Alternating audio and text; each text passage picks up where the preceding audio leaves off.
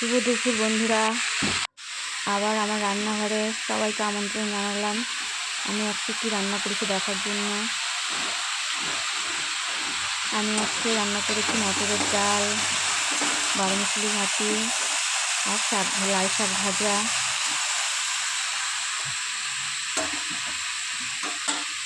দেখো, লাল শাক বসিয়েছি এক কড়াইয়ে, বারোমিশালি ঘাটি বসিয়েছি এক কড়াইয়ে।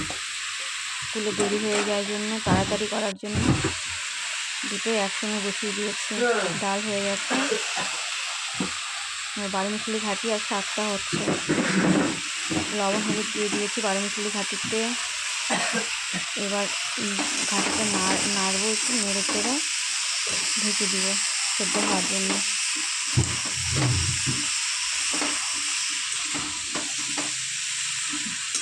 নাড়া হয়ে গেল, এবার আমি সবজিটাকে ঢেকে দিচ্ছি। শাকটা একটু নেড়ে দেবো, কারণ শাকটা প্রায় আমার হওয়ার মধ্যে।